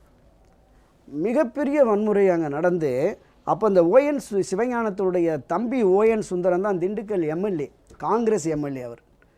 அவர் அந்த அலுவலகம் முன்னாடி நின்று சொன்னார் இந்த வன்முறையை. அப்போ ஒரு சிங்கு யாரோ சப் கலெக்டரு SP அவங்க பேரை சொல்லியே, இதில் சம்மந்தப்பட்ட முத்து, சிவஞானம் உட்பட இந்த நபர்களை கைது பண்ணலைன்னு சொன்னால் திண்டுக்கல்லையே ரணகலம் ஆக்கிடுவோம், நாங்கள் எல்லாத்தையும் போஸ்ட் ஆஃபீஸ், போலீஸ் ஸ்டேஷன்லாம் கொளுத்திடுவோன்னு ஒரு காங்கிரஸ் MLA பேசினார் மெக்காஃபோன் வச்சு. அந்த அளவுக்கு வன்முறை. அப்போது மலபார் போலீஸ், இந்த இரும்பு தொப்பி போலீஸு, எங்கேயெல்லாம் ஒரு 4 பேர் 5 பேர் இருக்கிறாங்களோ அதிமுக ஆட்கள் அடித்து துரத்துறது. மிகப்பெரிய வன்முறை. தலைவர் வந்தாங்க, திண்டுக்கல் நகரம் முழுவதும் வந்து அமைதியாக இருங்க, இன்னும் ஒரு 15-20 நாட்களில் தேர்தல் வருது, தேர்தலில் நீங்கள் உங்களுடைய தீர்ப்பை சொல்லுங்கள், நாம் வன்முறையில் இறங்க வேண்டாம் அப்படின்னு சொன்னார். அதனால் இந்த அதிமுக தொடங்கிய பிறகு பொய் வழக்கு. நீங்கள் இன்னொன்று, அந்த ஆதரவு நிலை எடுத்த மாணவர்கள் மேலே திருச்சி கிளை ஹாஸ்டல் மாணவர்கள், போடிநாயக்கனூரில் SC ஹாஸ்டல், உத்தமபாளையத்தில் ஹாஸ்டல் மாணவர்கள், யாரெல்லாம் அதிமுக ஆதரவு நிலை எடுத்து போனாங்களோ அவங்க எல்லாம் அடி பொய் வழக்கு. திரு எம்ஜிஆர் மேலேயே பொய் வழக்கு. என்னென்னா நவம்பர் மாதம் நினைக்கிறேன், 1972 நவம்பர் மாதம் தேர்ந்தெடுக்கப்பட்ட MLAக்கள் வந்து மக்களுடைய ஆதரவை இழந்துட்டாங்க, அதனால் அவங்க ராஜினாமா பண்ண சொல்லி ஒரு ஊர்வலம் போங்கன்னு தலைவர் அறிவிக்கிறார். அப்போ ஊர்வலம் போகிறது திருப்பூரில் அந்த துரைசாமியும் ஏதோ ஒரு பேர், அவர் திருப்பூர் துரைசாமி. ஆமாம், அவர் வந்து இது மாதிரி எம்ஜிஆர் என்னை கொல்றதுக்கு ஆள் அனுப்பிச்சார் அப்படின்னு எம்ஜிஆர் மீதும். நடுவில் இந்த பிஜு பட்நாயக் வந்து இந்த திமுக அதிமுக இணைப்பு என்று ஒன்று நடந்தது, அதை பற்றி கொஞ்சம் சொல்லுங்கள். தமிழ்நாட்டை சேர்ந்த தமிழ்நாடு புதுவை சேர்ந்த 40 எம்பிக்களும் ஜெயிக்கணும்னு ஜனதா கட்சிக்கு. அதுக்கு வந்து இங்கே 2 திராவிட கட்சிகளும் சேர்ந்தால் ஜெயிச்சிடலாம் அப்படின்ட்டு. இங்கே உள்ள அரசியல் அவங்களுக்கு தெரியாது. பிஜு பட்நாயக் வந்து நம்ம மெட்ராஸ் இந்த கெஸ்ட் ஹவுஸில் வந்து உட்காந்துக்கிட்டாரு. கருணாநிதியும் முரசொலி மாறன், அப்புறம் புரட்சி தலைவர் எம்ஜிஆர், நாவலர், நாங்கள் போனோம். அங்கே பேசிட்டு கருணாநிதி தலைவர், புரட்சி தலைவர் முதலமைச்சராக இருக்கட்டும், அந்த அண்ணாவே ஆரம்பித்ததுனால அந்த கட்சி அப்படியே அந்த கட்சியே இருக்கட்டும் அப்படின்னு ஒரு சமாதான திட்டம்லாம் போட்டாங்க. போட்டுட்டு சரி நாங்கள் சொல்கிறோன்னு சொல்லிட்டு மத்தியானம் சாப்பாட்டுக்கு வந்தோம். வர்ற பொழுதே எங்களுக்கு தகவல் முசிறி புத்தனை எங்கே திமுகவினர் தாக்கிட்டாங்கன்னு ஒரு செய்தி வந்தது. அப்போது நான் தான் புரட்சி தலைவர் பக்கத்தில் இருந்த பொழுது நான் சொன்னேன், கட்சிக்காரங்களுக்கு பாதுகாப்பு இருக்காது. ஏன்னா நம்ம வந்து பொது தேர்தலுக்கு முன்னாலேயே இப்போ புரட்சி தலைவர் சேரணும்னு சொன்னார். எப்போ அப்படின்னா 1976 ஜனவரியில் திமுக அரசு டிஸ்மிஸ் செய்யப்பட்டது. 77 எலெக்ஷனுக்கு முன்னால் புரட்சி தலைவர் எம்ஜிஆர் சொன்னார், கருணாநிதி தலைவர் பதவியிலேருந்து விலகினா நான் கட்சியை சேர்த்துடுறேன் திமுகவோடன்னார். அன்னைக்கு ஒன்று சேர்த்துருந்தோம்னா கீழ்மட்டத்தில் தகராறுகள் வந்திருக்காது. தமிழ்நாடு முழுவதும் 77 ஒரு எலெக்ஷனை சந்திச்சாச்சு, 80 ஒரு எலெக்ஷனை சந்திச்சிட்டோம். ஒவ்வொரு ஊர்லேயும் திமுக செயலாளரோட அண்ணா திமுக காரங்க போராடி ஒவ்வொரு தேர்தலை நடத்தியிருக்கிறோம். இந்த சூழ்நிலையில் நாம் மேலே ஒன்றாயிடலாம், கீழ்மட்டத்தில் பல கஷ்டங்களுக்கு ஆளான இருந்தவன் இப்படிலாம் இருக்கிறான், எப்படிங்க சரியாகும், அது ஆகாது இல்லையா அப்படின்ட்டு புரட்சி தலைவர்கிட்ட நான் சொன்னேன். இவர் உண்மையிலேயே கருணாநிதி வந்து 2 கட்சியும் ஒன்றாகணும்னு சொன்னால் அப்போவே இல்லை ஒன்றா இருக்கணும். இவர் சொன்ன பொழுதே 1976 புரட்சி தலைவர் எம்ஜிஆருடைய அறிக்கையை ஏற்றுக்கொண்டு இவர் சேர்ந்துருந்தாருன்னா 2 கட்சியும் ஒன்றா இருக்கணும். இவரால் வந்து தேர்தலில் தோற்றுக்கிட்டே வர்ற பொழுது இப்போ வந்து எப்படியாவது கட்சி என்பது என்றைக்கும் ஒரு நிரந்தரமான ஒரு அமைப்பு. ஆட்சிங்கிறது வரும் போகும். ஆட்சிக்கு மட்டும் முதல்ல இருப்பார், இவர் கட்சிக்கு இவரே தலைவராக இருப்பாருன்னா என்ன ஆறு எதிர்காலம் கட்சி தொண்டர்கள்லாம் அப்படின்னு நாங்கள் பேசிக்கிட்டே போகிறோம். உடனே அவர் வந்து முடியாது, குண்ணா சேர வேண்டிய அவசியம் இல்லைன்னு புரட்சி தலைவர் முடிவு எடுத்து நேராக வேலூரில் அன்றைக்கி ஒரு பொதுக்கூட்டம் அங்கேயே போய் அறிவிச்சிட்டார். அதில் தான் உங்களுக்கு அந்த பழி. ஆமாம், என்ன திட்டிக்கினே இருக்கிறாரு இன்றைக்கி வரலாம். அதை பற்றி நான் கவலைப்படலை, நம்ம வரலாற்று கடமையை நிறைவேற்றினேன். இல்லை இந்த கூடுதல் தகவல் என்னன்னு கேட்டிங்கன்னா, அண்ணன் சொன்ன அவர் கூடவே இருந்ததுனால அந்த தகவலை சொல்கிறாங்க. அன்றைக்கு இரவே தலைவர் வேலூருக்கு போன உடனே அங்கே டெல்லியில் இந்திரா காந்தி தலைமையில் செயற்குழு கூட்டம், காரிய கமிட்டி கூட்டம் நடந்திருக்கு.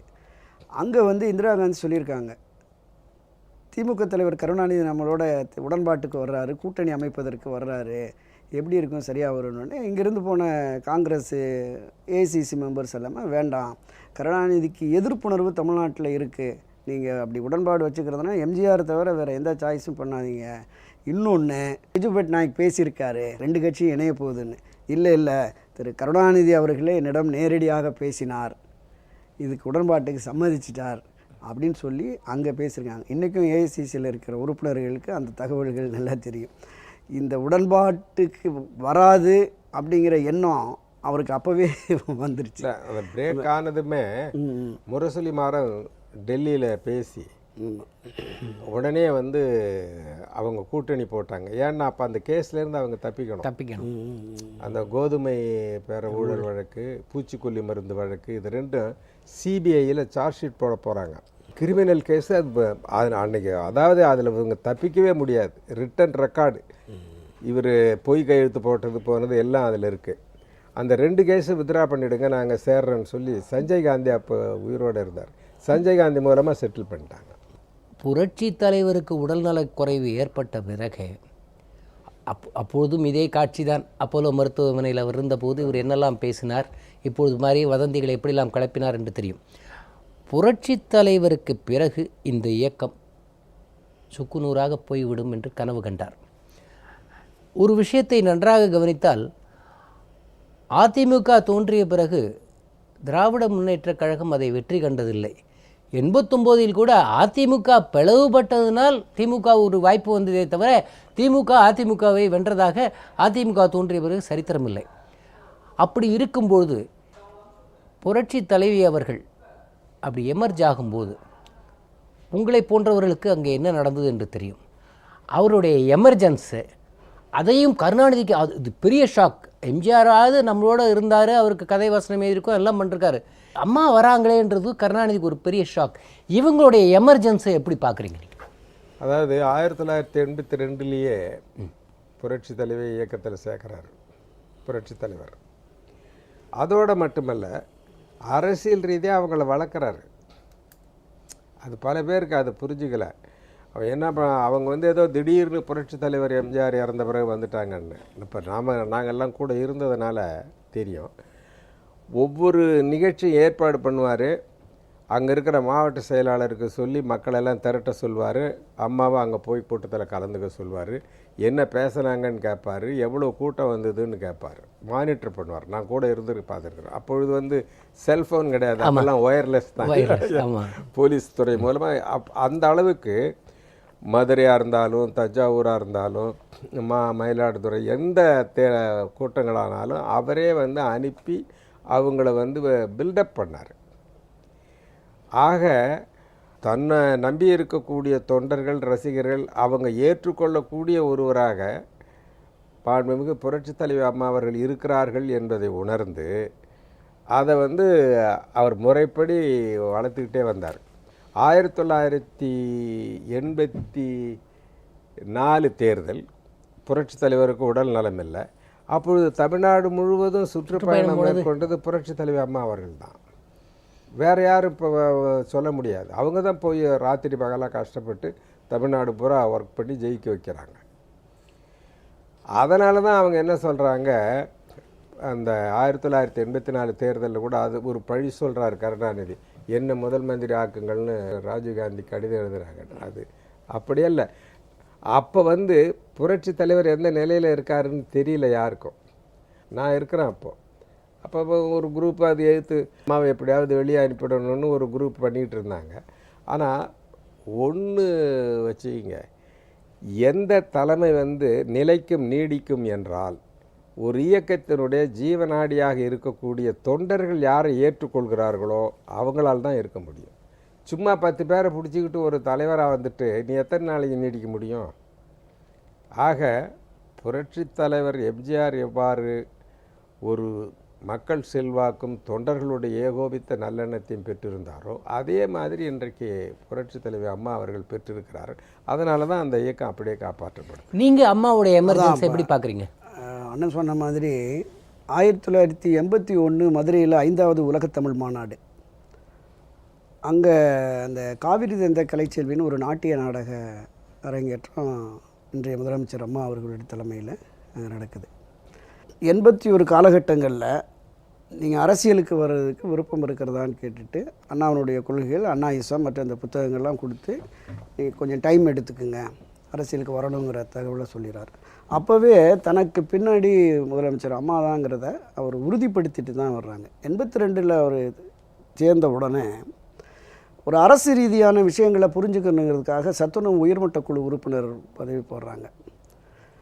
அந்த சத்துணவு திட்ட உயர்மட்ட குழு இருக்கிற போதே தன்னுடைய சொந்த காசில் அம்மா பேரில் ஒரு கூடமும் சத்துணவு கூடத்தை அவங்க அமைச்சு அதில் ரொம்ப ஈடுபாடு காட்டினாங்க. எல்லா இடங்கள்லையும் போய் அந்த குழந்தைங்களோட சாப்பிட்றது, அந்த அமைப்பு ரீதியாக அதை செயல்படணுங்கிறதுல அதிகாரிகளை கூப்பிட்டு மாவட்ட ரீதியாக ஆலோசனை நடத்துறது, அந்த மாதிரி பணிகளில் ஈடுபட்டாங்க. அடுத்து ஒரு 6 மாத காலத்திலேயே கழகத்தினுடைய கொள்கை உறவு செயலாளராக, அனைத்து இந்திய அண்ணா திமுகவின் கொள்கை உறவு செயலாளராக அவர் கொள்கை உறவு செயலாளராக போட்ட அடுத்த நாளில் இருந்தே காலையில் 10:30 மணிக்கு வந்துடுவாங்க. அலுவலகத்தின் மாடியில் உட்காந்து மனுக்கள் எல்லாம் வாங்குவாங்க. தலைவரை பார்க்க முடியாத 2ஆம் நிலை 3ஆம் நிலையில் இருக்கிற இளைஞரணி தோழர்கள் மற்ற எல்லார்ட்டையும் மனுக்கள் வாங்கி 1:30 மணி 2 மணி ஆயிரும். இறங்கி காருக்கு வர்றபோது யாராவது ஒரு நிர்வாகி வந்துட்டானா ஏதாவது பேசணுமா, மேலே போகலாமான்னு கேட்பாங்க. இல்லை வேண்டாமா. அந்த பூரா தலைமை கழகத்தில் இருக்கிற நிர்வாகிகள்கிட்ட கொடுத்து பிரிக்க சொல்லுவாங்க. துறை வாரியாக அமைச்சருக்கு வந்தது, நிதி கோரியது முதலமைச்சருக்கு பிரித்து அதில் நோட் போட்டு அதை எடுத்துகிட்டு போய் கார்டனில் கொடுத்தோன்னே அவங்க ஒரு கவரிங் லெட்டர் அடிப்பாங்க. இந்த தேதியில் நான் தலைமை கழகம் சென்றபோது என்னிடம் அளிக்கப்பட்ட மனுக்கள் இவை, இதன் மீது நீங்கள் பரிசீலனை செய்து உரிய நடவடிக்கை எடுத்து இது பற்றிய தகவலை மாண்புமிகு புரட்சித் தலைவர்களுக்கும் எனக்கும் தெரிவிக்குமாறு கேட்டுக்கொள்கிறேன். அன்புடன் ஜெயலலிதான்னு கையெழுத்து போட்டு தன்னுடைய உதவியாளரை அனுப்பிச்சு ஒவ்வொரு அமைச்சர்கள் நிர்வாகிகள் வீட்டுகளுக்கும் அதை கொண்டு போய் நோட்டில் கையெழுத்து வாங்கிட்டு வந்து ரொம்ப சிஸ்டமேட்டிக்காக பண்ணுவாங்க. அதனுடைய ஒரு நிதி உதவி அது மாதிரி வர்றபோது அதற்கான வேலைகளையும் உடனடியாக பண்ணிகிட்டு இருப்பாங்க. அப்போ அண்ணன் சொன்ன மாதிரி தமிழ்நாடு முழுவதும் கொள்கை உறுப்பு செயலாளராக சுற்றுப்பயணம் போவாங்க. கடலூர், திருநெல்வேலி, சேலம் 2 நாள் 3 நாட்கள் சுற்றுப்பயணம் முடிச்சுட்டு வந்த உடனே அந்த உரையை புத்தகமாக தயாரித்து அனைத்து பேச்சாளர்கள், முக்கிய நிர்வாகிகள், எம்பி எம்எல்ஏகளுக்கு தலைமை கழகத்திலிருந்து அனுப்பப்படும். தபால் மூலமாக அது அனுப்பி வைக்கப்படும். அப்படி ஒரு மிக நேர்த்தியாக இந்த கட்சியை கொண்டு போகிறாங்க. 84 அந்த நெருக்கடி வந்தபோது மூத்த தலைவர்கள்லாம் கடுமையான எதிர்ப்பில் இருக்கிற போது ஒரு 30 எம்எல்ஏ 32 எம்எல்ஏ தான் ஆதரவு நிலை எடுக்கிறாங்க. மற்ற 90க்கும் மேற்பட்ட எம்எல்ஏக்கள் எதிரணியில் இருக்கிறாங்க. இருந்தபோது மனம் தளராமல் அவங்க இருக்கிறாங்க. 88 ஜனவரியில் பொதுச் செயலாளராக புரட்சித் தலைவர் அம்மா அவர்கள் வருவதற்கு அண்ணன் பண்டுட்டி ராமச்சந்திரன் அவர்கள் முழு முயற்சி எடுத்து பண்ணாங்க. நான் அந்த சிறப்பு பொதுக்குழுலாம் போனேன். உட்லண்ட்ஸில் நடந்தது, நடந்தது. ஆமாம். அவங்க எவ்வளோ தூரம் முயற்சி எடுத்து பண்ணாங்க, நிர்வாகிகளையும் மாவட்ட நிர்வாகிகளையும் ஒருங்கிணைத்து பண்ணாங்கிறத நான் ஒரு பத்திரிகையாளர் இருந்து பார்த்தவன். அந்த 88 ஜனவரியில் அவங்க பொதுச் செயலாளர் ஆனாங்க. 88 செப்டம்பரில் முதல் சுற்றுப்பயணம் தஞ்சாவூரில். அன்றைய தினம் திருச்சி சிந்தாமணியில் இருக்கிற அண்ணா சிலைக்கு மாலை போட்டுட்டு அப்படியே தஞ்சாவூரில் போயிட்டு ஒவ்வொரு நாளும் மாலை 5 மணிக்கு கிளம்புவாங்க. இரவு முழுவதும் முதல்ல செங்கோட்டையன் அதை வழிநடத்தி அந்த பகுதிகளுக்கெல்லாம் போய் பார்த்துட்டு வந்து சொல்லுவார். எவ்வளோ பாயிண்ட் செங்கோட்டையன் அம்மா கேட்டாங்கன்னா, ஒரு 32லேருந்து 40 பாயிண்ட் வரும்மா, கொடியேற்றணும், ஒரு 10 இடங்களில் நீங்கள் பேசினா போதும் அப்படின்னு சொல்லுவாங்க. ஆனால் அந்த என்டையர் டூர் முடித்து வர்றபோது அதிகாலை 6 மணி 6:30 மணி ஆறு எல்லாம் வாசல் தெளித்து கோலம் போட்டுக்கிட்டு இருப்பாங்க. முழு இரவு ஒரு நம்ப முடியாத நிகழ்ச்சி. அதிகாலை 3 மணி பரவாக்கோட்டைன்னு ஒரு கிராமம், அங்கே ஒட்டுமொத்த கிராமமும் முழிச்சிட்டு உட்காந்துருக்காங்க. ஒரு 500-600 பேர் அந்த பூரண கும்ப மரியாதை வச்சுட்டு பெண்கள் காத்து கிடந்தாங்க. ஒரு மிகப்பெரிய எழுச்சி. 72ல் புரட்சித் தலைவர் எம்ஜிஆர் கட்சி தொடங்கிய போது இருந்த எழுச்சியை விட 82க்கு பிறகு வந்த எழுச்சிங்கிறது இன்னும் கொஞ்சம் கூடுதலான எழுச்சி. சாதாரண கிராமத்தில் உள்ள பாமர மக்களும் ஏழை எளிய மக்களும் மிகப்பெரிய ஆதரவாளர்களாக புரட்சித் தலைவர் எம்ஜிஆருக்கு இருந்தாங்க. ஆனால் இவங்க அரசியலுக்கு வந்து பொதுச் செயலாளர் ஆன உடனே படித்தவர்கள், அட்வொகேட்ஸ், நிறைய வழக்கறிஞர்கள் நிறைய பேர் அரசியலுக்கு வர தொடங்கினாங்க. அதனால தான் இவ்வளோ பெரிய வளர்ச்சி ஒரு 1.5 கோடி உறுப்பினரோடு வந்ததுங்கிறது. அந்த 88 செப்டம்பர் தொடங்கி 89 தேர்தல் வரைக்கும் தமிழ்நாடு முழுவதும் ஏறத்தாழ ஒரு 30-40 கிலோமீட்டர் இரவு பகல் போகாமல் நீங்கள் அந்த வேனில் 5 படி ஏறி மேலே நின்று பேசிட்டு திரும்ப இறங்கி இவங்க உட்காந்து வண்டி கிளம்புனா அடுத்த 5 நிமிஷம் 10 நிமிஷம் இன்னொரு இடம் வந்துடும். மறுபடியும் ஏறி இறங்கி இரவு முழுவதும் கடுமையான உழைப்பு. நீங்கள் ஒரே காலகட்டத்தில் ஒரு அரசியல் தலைவர் இந்த அளவுக்கு பண்ணியிருப்பாங்கிறது மிகச்சிறிய. அண்ணா வந்து நீங்கள் ஏற்கனவே சொன்னதைப் போல சாதாரண மக்கள், அடித்தட்டு மக்கள் எல்லாம் மேம்பட வேண்டும் என்பதற்காகத்தான் இந்த இயக்கத்தை ஆரம்பித்தார். இப்பொழுது இருக்கிற அதிமுகவை பார்த்தால் அதிமுகவில் யார் வேண்டுமானாலும் எந்த பதவிக்கு வேண்டுமானாலும் வரலாம். அண்ட் ஜாதி மத வித்தியாசம் இல்லாமல் எல்லா தரப்பு மக்களுக்கும் இந்த ஆட்சியின் செயல் திட்டங்கள், கொள்கைகள் எல்லாம் சென்றடைய வேண்டும் என்று அண்ணாவின் பார்வையோடு அம்மா அவர்கள் செயல்படுகிறார்கள் என்றால் அதை நீங்கள் ஏற்றுக்கொள்வீர்களா? தமிழ்நாட்டிலேயே மற்ற அரசியல் இயக்கங்களுக்கும் அதிமுகவுக்கும் தனித்தன்மைகள் உண்டு. நீங்கள் சொன்ன மாதிரி அறிஞர் அண்ணா அவர்கள் எத்தகைய உணர்வுகளோடு ஒரு அரசியல் இயக்கம் இயங்க வேண்டும் என்று விரும்பினாரோ அதை போல இயங்கக்கூடிய ஒரு இயக்கம். முக்கியமாக நான் 3 அம்சங்களை சொல்ல விரும்புகிறேன். ஒரு கட்சியில் சேர்வதற்கு நீ இன்ன ஜாதி, நீ இன்ன மதம் என்கின்ற அவசியமில்லை. அந்த கட்சி எல்லாருக்கும் பொதுவானதாக இருக்க வேண்டும். ஒரு இல்லஸ்ட்ரேட்டட் வீக்லியில் அந்த காலத்தில் அறிஞர் அண்ணா கிட்ட கேட்டாங்க, உங்கள் கட்சியில் சேர்றதுக்கு என்ன தகுதி அப்படின்ட்டு. Nothing but service that counts. உழைக்கிறதுக்கு தயாரானா போரும், வேறு ஒன்றும் வேண்டாம் அப்படின்னார். அந்த மாதிரி இன்றைக்கு புரட்சித் தலைவி அம்மா அவர்களுடைய தலைமையில் இருக்கக்கூடிய இயக்கத்தில் சேருவதற்கு நீ இந்த ஜாதி இந்த மதம் அதெல்லாம் யார் வேண்டுமானாலும் மனுஷனாக பிறந்தா போகிறோம் சேரலாம்.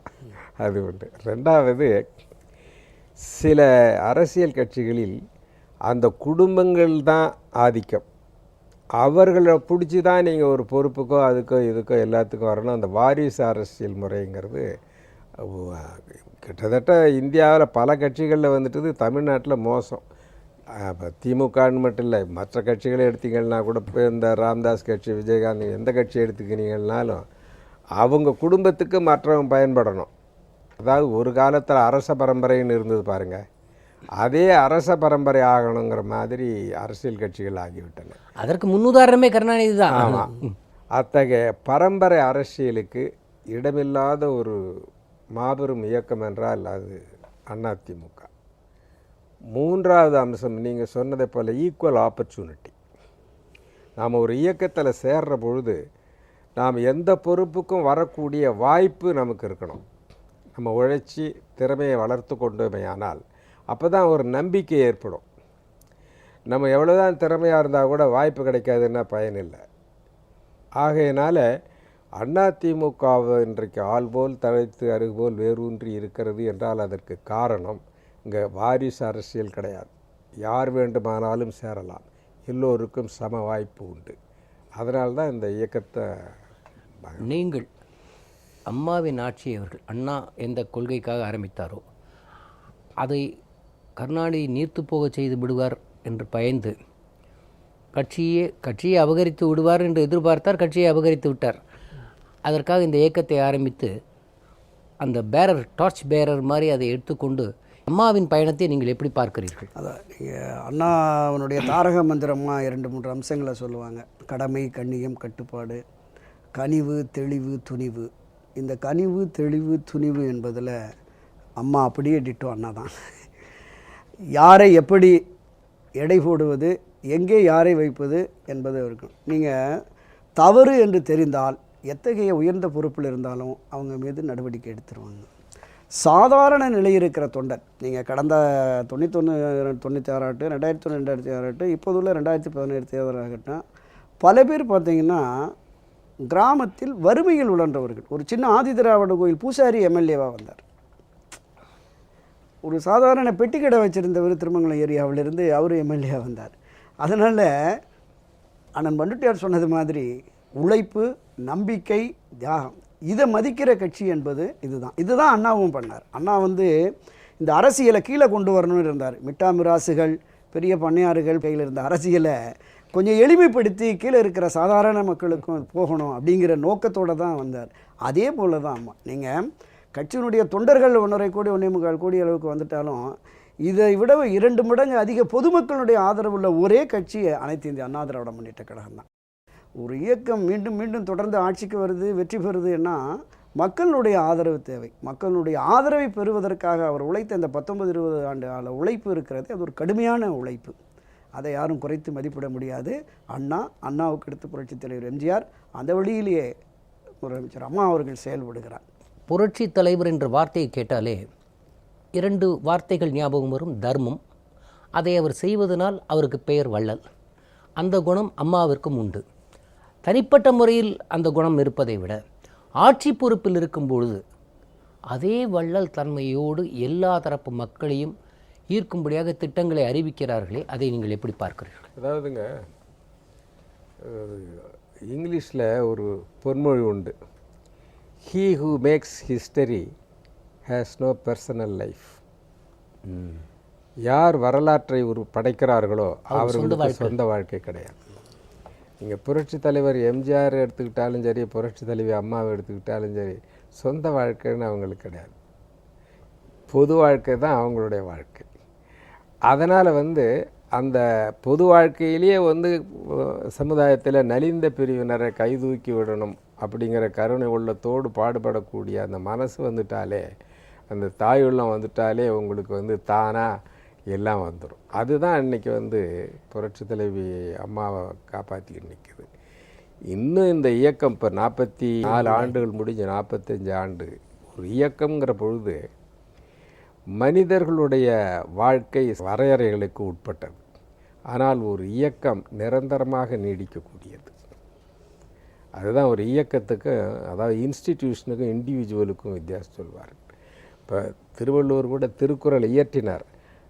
அந்த திருக்குறள் ஒரு இயக்கமாகவே வந்ததுனால தான் இன்றைக்கி நீடிக்குது. அதே போல் நான் முதல்ல சொன்ன மாதிரி இன்றைய 21ஆம் நூற்றாண்டுக்கேற்ற ஒரு புதிய அரசியல், மக்களை சமமாக பாவிப்பது, சம வாய்ப்பு தருவது, ஜனநாயக ரீதியிலே அவர்கள் முன்னுக்கு ஒரு வழிவகை செய்வது, அதை போல ஒரு நிறுவனம், ஒரு அரசியல் இயக்கம் தமிழ்நாட்டுக்கு கிடைத்திருக்கிறது என்றால் இன்றைக்கு அனைத்து இந்திய அண்ணா திராவிட முன்னேற்ற கழகம். அதுதான் அண்ணா காலத்தில் ஒரு தலைமுறை, அடுத்த தலைமுறை புரட்சி தலைவர் எம்ஜிஆர் காலத்தில், இப்போ 3வது தலைமுறை புரட்சி தலைவி அம்மா அவர்கள் காலத்தில், இப்போ நானே பார்க்குறேன் 3 தலைமுறை. அந்த 3 ஆக தலைமுறைகள் பலவானாலும் கூட இந்த இயக்கம் தொடர்ந்து இயங்குவதற்கு இவைகள் தான் உயிர் நாடி. அந்த உயிர் நாடியை பெற்றிருக்கின்ற தலைவர்கள் அவ்வப்பொழுது நமக்கு கிடைத்திருப்பது தான் பெரிய சொத்து. அந்த வகையில் பார்க்கிற பொழுது இன்றைக்கி புரட்சி தலைவி அம்மா அவர்கள் அனைத்து இந்திய அண்ணா திராவிட முன்னேற்ற கழகத்துக்கு மட்டுமல்ல தமிழ்நாட்டிற்கும் கிடைத்திருக்கக்கூடிய மிகப்பெரிய அரிய புதையல் என்றே நான் சொல்வேன். நீங்கள் புரட்சித் தலைவர் பாணியில் அந்த தர்ம சிந்தனையும் வள்ளல் தன்மையும் அதே போன்ற ஆட்சியிலும் கொண்டு வருவதை நீங்கள் எப்படி பார்க்கிறீர்கள்?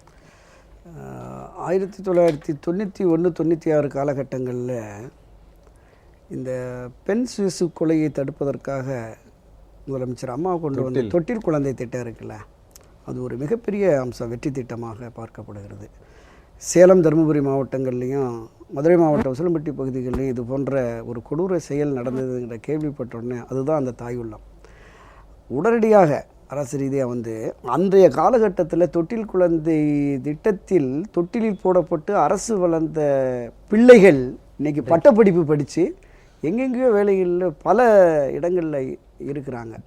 அந்த திட்டத்தை அன்னை தெரசாவே பாராட்டினார். அது மாதிரி இந்த நலிந்த சமுதாயம், நலிந்த பிரிவு, ஆணாதிக்க சமுதாயத்தின் கீழ் இருக்கிற பெண்களுக்கு பாதுகாப்பில்லை என்கிற நிலை வருகிற பொழுது அனைத்து மகளிர் காவல் நிலையத்தை கொண்டு வந்து நீங்கள் தாராளமாக போய் புகார் கொடுக்கலாம், அவங்க மீது நடவடிக்கை எடுக்கப்படும் அப்படின்னு சொல்கிறாங்க. அது மாதிரி தலைவர் கொண்டு வந்த சத்துணவு திட்டத்தில் பல மாற்றங்களை கொண்டு வந்து அதற்கு சத்தான முட்டைகள் கொடுப்பது, பல்வேறு வகையான கலவை சாதங்கள் கொடுப்பது, அந்த மாதிரி கீழே இருக்கிற இந்த பெண் சமுதாயத்தை முன்னேற்றம் தான் சரியாக வரும்னு பெண்களுக்கான பல்வேறு நலத்திட்டங்கள், அவர்களுக்கு பேறுகால 12,000 ரூபாய், 6,000 அவங்க பேறுகாலம் பண்ணுவது பொழுது, அவங்க அந்த பேறுகால இறப்பு சதவீதத்தை குறைக்கிறதுக்காக பல பிரைமரி ஹெல்த் சென்டர்லேருந்து எல்லா இடங்கள்லையும் போதுமான மருத்துவ வசதிகள் கொடுத்து ஒவ்வொரு செக்டாராக நெசவாளர்களாக அவருடைய தொழில் துடைப்பதற்காக இலவச மின்சாரம், அவங்களுக்கு ஒரு தொகுப்பு வீடுகள், ஏழை விவசாயிகளுக்காக பல்வேறு விதமான திட்டங்கள், அறிவிப்புகள், அவங்களுக்கு இலவசமாக மின் வசதிகள், உரம் மானியம், இப்படி பல்வேறு விதமான ஒவ்வொரு செக்டாரையும் தனித்தனியாக பார்த்து இவர்களை மேலே கொண்டு வரணும். எல்லோரும் எல்லாமும் பெற வேண்டும், இங்கு இல்லாத நிலை வேண்டும். அதுதான் அவங்க தாரக மந்திரமாக இருக்குது.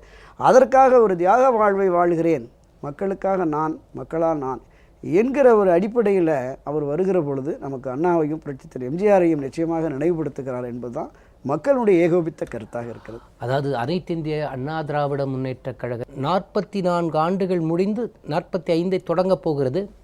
ஒரு தலைமுறைக்கு ஏன் இந்த அதிமுக தோன்றியது, அதன் நிறுவன தலைவரும் அதன் பின்னால் அதை ஏற்றுக்கொண்ட தலைவியாக இருக்கக்கூடிய இன்றைய முதல்வர் அவர்களும் எத்தனை தடங்கல்களை தாண்டி இந்த இயக்கத்தை இப்படி கட்டி காத்திருப்பார்கள். மக்கள் எத்தனை அபிமானத்தை வைத்திருந்தால் அவர்களை இன்று சிகரத்தில் வைத்து பார்த்து கொண்டிருப்பார்கள் என்பதையெல்லாம் விளக்கமாகவும், இந்த இயக்கம் தோன்றியராவிட்டால் தமிழகத்திற்கு என்னெல்லாம் ஆபத்து வந்திருக்கும் என்பதையும் தமிழ் நேயர்களுக்கு சொல்ல வேண்டும் என்பதற்காக உங்கள் இருவரையும் அழைத்தோம். உங்கள் நேரத்தை எங்களோடு பகிர்ந்து கொண்டதற்காக உங்கள் இருவருக்கும் மனமார்ந்த நன்றி. வணக்கம். வணக்கம். வணக்கம். நேயர்களே, மீண்டும் நடந்தது என்ற நிகழ்ச்சியில் நாம் சந்திப்போம்.